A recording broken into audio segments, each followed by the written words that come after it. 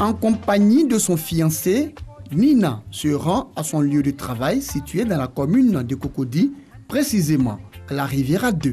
La trentaine révolue, la jeune dame a choisi le métier de cordonnier pour gagner son pain quotidien. À peine installée, elle reçoit ses premiers clients de la journée. Ma chaussure là, ce matin quand j'ai porté, je devrais sortir. Chaussure est décollée. Je ne sais pas si vous pouvez arranger ça pour moi. Je veux même l'original là en bas. Ça n'a rien à voir avec ce qui est gâté. Je te prends la 1500. Je te laisse à 1000 francs. Couturière de formation, Nina s'est vue obligée d'embrasser le métier de cordonnier, métier qu'elle a appris auprès de son fiancé et l'exerce depuis 3 ans. Moi j'ai été élève, j'ai arrêté mes études en classe de 5e. Comme ça n'allait pas de faire la couture, je maîtrise bien la couture.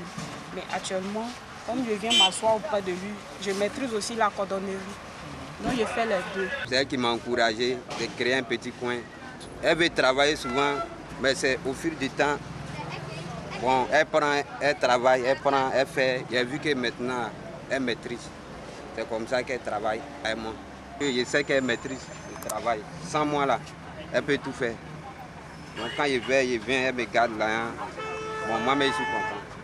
Encouragée par Jean-Joël, son fiancé, Nina semble bien profiter de cette activité de réparation de chaussures. Mère de 2 enfants, elle allie aisément boulot et vie conjugale. Quand je cours, je colle, je pointe aussi les souliers, j'arrange la semelle, ça dépend. Pas tous les jours ça marche en tout cas. 7 000, souvent 10 000. Dans ça, on fait tout. On met les enfants à l'école, on mange dedans, on loue maison dedans. J'arrive à 20h, je prépare et on mange. Ça me fatigue, mais je n'ai pas le choix. Son professionnalisme et son abnégation forcent l'admiration de la clientèle. Quand je la vois en train de faire les chaussures, ça me donne le courage. Je suis content, je vais lui donner de l'argent. C'est ma camarade femme, j'aime ce qu'elle fait. Quand elle te donne leur rendez-vous, quand tu viens, tu trouves ta chaussure sans problème. Le jour où je passais, puis je l'ai vu en train de travailler, bon, ça m'a donné la chair de poule. Vraiment, bon, je l'encourage à nos sœurs, des fois comme elle. Avec la cordonnerie, Nina pense avoir trouvé chaussures à son pied. Elle, la couturière de formation, espère des fils en aiguille professionnaliser son atelier et s'attirer plus de clients.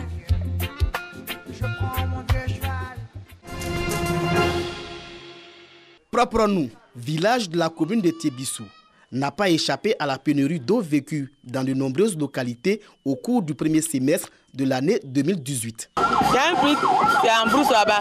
Là-bas, ça a changé l'eau. Alors qu'avant, on dit de ne plus boire ça encore. Donc, ça sent des débuts dedans. Le manque d'eau est désormais un vieux souvenir pour les populations de Proprons-nous. Le village vient de bénéficier d'une pompe à modicité humaine. Un don de la ministre de la modernisation de l'administration et de l'innovation du service public, Raymond Goudou Kofi. Une infrastructure hydraulique qui vient soulager plusieurs villages. L'ouvrage a été officiellement remis aux populations. Les différents porte-paroles et la famille éducative ont traduit leur reconnaissance à la ministre donatrice. Je suis très heureux de savoir que mes mamans, mes sœurs soient satisfaites du geste de Madame la ministre. Et cela permettrait à nos enfants, au lieu d'aller chercher de l'eau à la source, de se concentrer à leurs études et en puisant de l'eau qui est installée auprès de l'école. Donc je pense que c'est une joie pour ces populations, pour ces élèves, les enseignants également. Prenant la parole, la ministre a exprimé la volonté du président de la République, Alassane Ouattara, de fournir de l'eau potable à toutes les populations ivoiriennes. Le gouvernement ivoirien a fait de l'accès à l'eau potable une priorité. C'est la raison pour laquelle, en tant que ministre, membre du gouvernement, j'ai pensé qu'il était opportun que nous, les ministres, et nous, les cadres des différentes régions qui sont présents au sein du gouvernement, que nous puissions nous aussi jouer notre partition. Les femmes à qui revient la corvée d'eau ont remercié la ministre. Raymond Goudou Kofi a annoncé la réalisation d'autres pompes pour le bien-être des populations rurales dans la région du Bélier. 200 producteurs agricoles de Miyagi signent les premiers contrats nationaux de paiement pour services environnementaux dans le cadre du projet pilote. C'est une initiative de l'ONG Impactom dans le cadre du programme Cocoa Life pour améliorer simultanément la productivité agricole, la sécurité alimentaire et les conditions de vie des planteurs, tout en conservant les forêts résiduelles et préservant la biodiversité.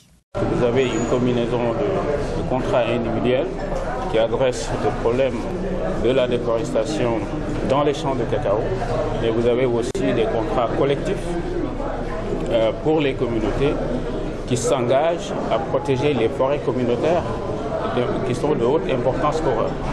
Alors c'est cet effort-là, cet engagement que nous voulons appuyer à travers la signature de ces contrats. Nous voulons montrer l'exemple que c'est possible. Et un engagement doit être aussi motivé. Je me sens très bien que je sais que le travail que j'ai fait là, c'est aller devant.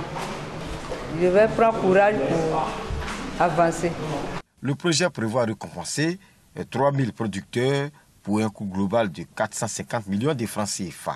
La Côte d'Ivoire s'est engagée dans la mise en œuvre du mécanisme RED+ depuis 2017 pour lutter contre la déforestation.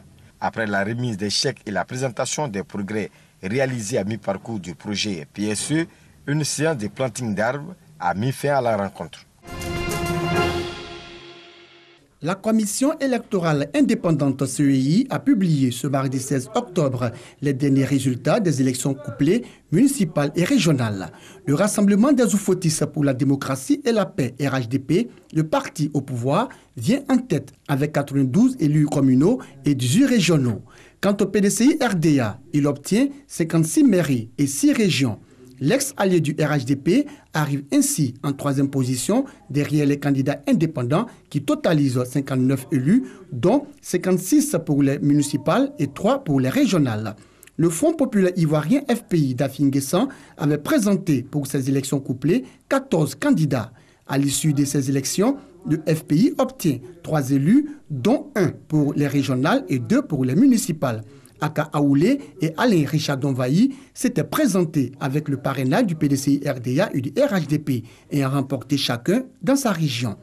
Au terme de ces résultats, la CEI a annoncé la reprise de l'élection municipale dans la commune de Port-Boué à cause des incidents signalés, ainsi que celle de l'élection du régional à Fakobli dans la région du Guémont. Pour ces élections couplées d'octobre 2018, il y avait à pourvoir 201 sièges pour les municipales et 31 pour les régionales. La Côte d'Ivoire s'est bien illustrée lors de la première période de jeu avec une défense bien en place et une nette occasion de but à la 7e minute de jeu de Jonathan Kodja. La Centrafrique s'est également procuré des occasions de but sans trouver le chemin des filets. 0-0 à la pause. En seconde période, le jeu des deux équipes est plutôt calme jusqu'à la 83e minute. Sur cette grosse action de but centrafricaine, Mabindé n'arrive pas à ajuster son tir. Et par 2 fois dans les arrêts de jeu, Sylvain Gowo concède des arrêts déterminants pour la Côte d'Ivoire. 0-0, score final. La Côte d'Ivoire a désormais 7 points et la Centrafrique 4 dans le groupe H. Un monument désormais à la mémoire de Thomas Sankara. La première pierre de la statue de 5 mètres de hauteur a été posée ce lundi à Ouagadougou, 31 ans après l'assassinat du père de la révolution burkinabé. Aujourd'hui, les héritiers, amis, sympathisants de la nation tout entière veulent le faire renaître de ses cendres. Et où, sur le site du Conseil de l'Entente, où un jeudi dans l'après-midi, il est sorti de la salle de réunion à côté, les mains en l'air, et il a été fauché par des balles assassines et traîtresses. Plusieurs centaines de personnes, dont les membres du gouvernement, ont assisté à la cérémonie. Une procession a été organisée jusqu'au bâtiment Burkina, devant lequel le président Sankara a été abattu le 15 octobre 1987 lors du coup d'État. Cet espace constituera un environnement assaini et de créativité ouvert à tout homme épris de paix, de fraternité et d'amour, d'où pourront être engagés les luttes pour des combats nobles et justes, présents et futurs. Essayer d'une certaine façon de garder la mémoire de l'homme dans ce temple, parce que nous voulons que ce soit un temple. La symbolique, c'est là où on a voulu tuer l'homme et ses idées, et bien que cet homme-là renaisse au même endroit avec des idées encore plus grandes. C'est ce que nous voulons pour le capitaine. La mort de Thomas Sankara, devenue une figure politique panafricaine de proue, continue de susciter de l'émoi. Resté en veille pendant 27 ans, sous le régime Compaoré, le dossier a connu une accélération sous le gouvernement de transition. Depuis 2015, une enquête a été ouverte pour faire la lumière sur ce meurtre.